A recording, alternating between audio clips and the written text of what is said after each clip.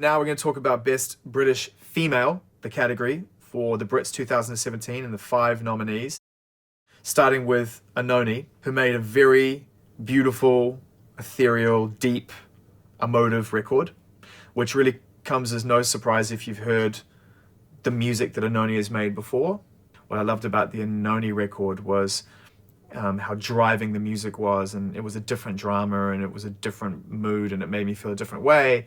Yet I was never distracted. I still was listening to what Leonie had to say, which is very important because she's incredible and great to see her nominated for Best Female Artist. Ellie Goulding is definitely an artist that is synonymous with the Brits because she's a very talented British artist and she's consistent and she continually releases really great albums. She's kind of one of those artists, and there's a few around right now, where success dulls the ambition of progression. You know, she wants to be progressive. And I think people look at her success, look at her numbers, look at the kind of gigs she does and forget that. So, you know, I respect that, and I think Ellie deserves her place on the list this year.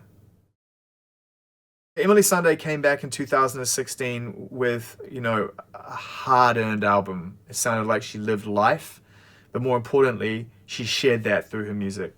For me, with Emily Sandé, it comes down to the connection between the subject matter and the voice. I think she's just got a really fantastic connection between what she has to say and the way she chooses to say it. And it sounds like she took her time because she was building up that energy to get it out. Leonie Haas is one of my favorite UK artists, period. I listen to her records and I just don't understand why it's not given a copy. Copies aren't given at birth, you know?